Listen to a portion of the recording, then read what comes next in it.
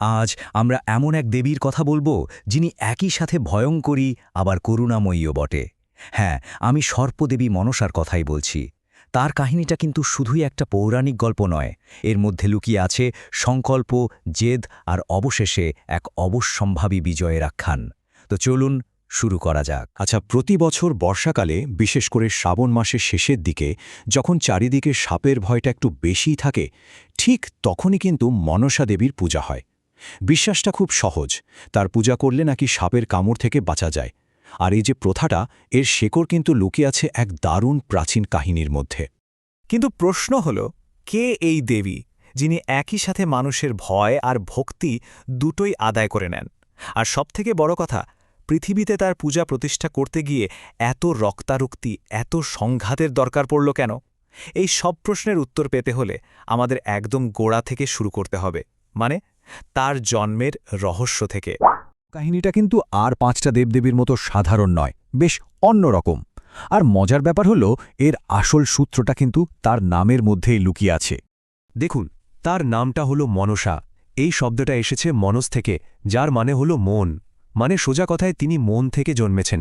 পুরাণ বলছে তার জন্ম কোনো মাতৃগর্ভে হয়নি, হয়েছে স্রেফ চিন্তা বা মনন থেকে।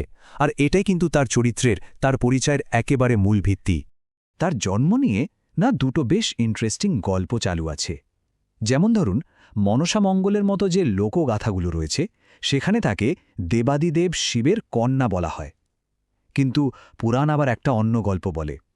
সেই গল্প অনুযায়ী এক সময় পৃথিবীতে সাপ আর সরীসৃপদের উৎপাত ভীষণ বেড়ে গিয়েছিল। তখন প্রজাপতি ব্রহ্মা এর একটা সমাধান বের করার জন্য ঋষি কশ্যপকে দায়িত্ব দেন। আর ঋষি কশ্যপ যখন এই নিয়ে গভীর চিন্তায় মগ্ন ছিলেন, ঠিক সেই সময় তার সেই চিন্তা থেকেই জন্ম হয় এক দেবীর, তিনিই মনসা। জন্মের পরেই ব্রহ্মা তাকে সমস্ত সর্প আর সরীসৃপদের দেবী বানিয়ে দিলেন। তার ক্ষমতাও কিন্তু অসাধারণ। তিনি কামরূপা, মানে যখন যার রূপ ধরতে ইচ্ছে করে সেটাই পারেন। তার সারা শরীর জুড়ে সাপের গয়না, বসেন পদ্মের উপর কিংবা কখনো সাপের উপরই, আর মাথার উপরে সবসময় থাকে সাপের ফণার ছাতা। মানে তার পুরো অবয়বটাই যেন বলে দেয় যে সর্পজগতের ওপর তার কি প্রচণ্ড আধিপত্য। কিন্তু এত ক্ষমতা থাকার পরেও তার জীবনটা কিন্তু একদমই সহজ ছিল না। বিশেষ করে তার পারিবারিক জীবন ছিল ভীষণ জটিল, সংঘাতে ভরা।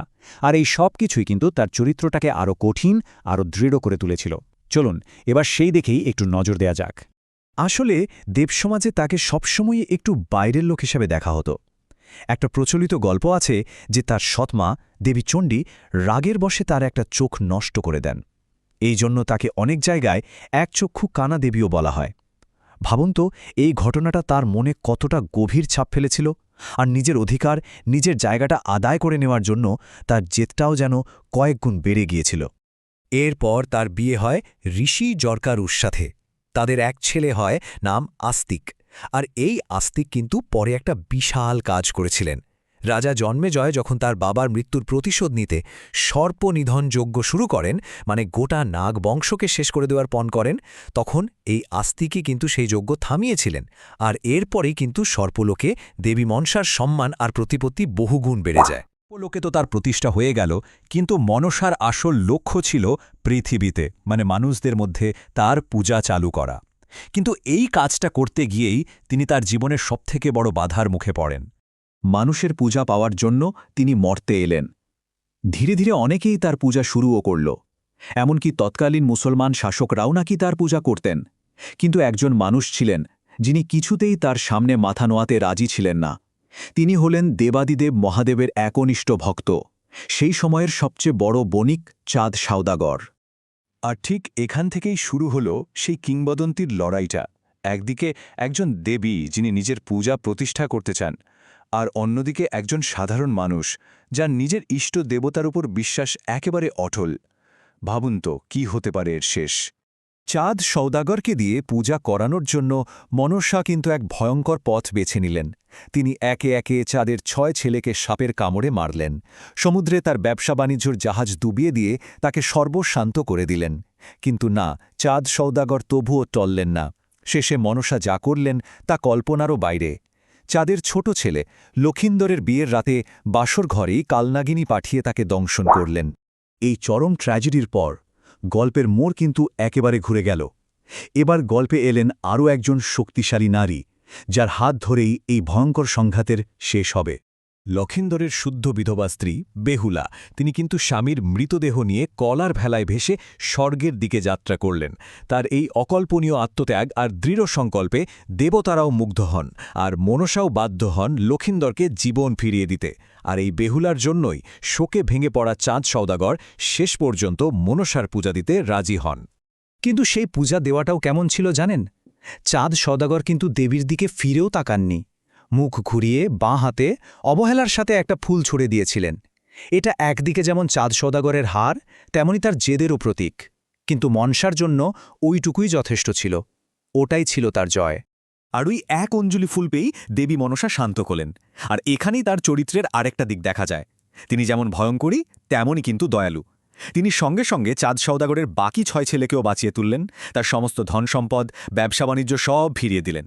আর এরপর থেকেই কিন্তু পৃথিবীতে মনসা পূজা ব্যাপকভাবে ছড়িয়ে পড়ল। তবে এই গল্পের শেষে কিন্তু একটা দারুণ টুইস্ট আছে। মনসামঙ্গল কাব্য বলছে এই পুরো লড়াইটা আসলে আগে থেকেই ঠিক করা ছিল। একটা পূর্বজন্মের অভিশাপের কারণে চাঁদ সওদাগর পূজা না দিলে পৃথিবীতে মনসার পূজা প্রতিষ্ঠা হওয়াই সম্ভব ছিল না। মানে এই সংঘাতটা হওয়ারই ছিল, এটা ছিল নিয়তি। তাহলে শেষে এসে প্রশ্নটা দাঁড়ায়, মনসারি আখ্যানকে আমরা ঠিক কীভাবে দেখব? এটা কি শুধুই একজন দেবীর নিজের পুজো পাওয়ার জেদের গল্প, নাকি এর পেছনে আরও বড় কোনো অর্থ লুকিয়ে আছে? হয়তো এটা আমাদের শেখায় যে প্রকৃতির অমোঘ শক্তির কাছে বা দৈব বিধানের কাছে মানুষের অহংকার আর জেদ শেষ পর্যন্ত হার মানতে বাধ্য। এর আসল উত্তরটা কি, তা হয়তো আমাদের নিজেদেরই ভেবে দেখতে হবে।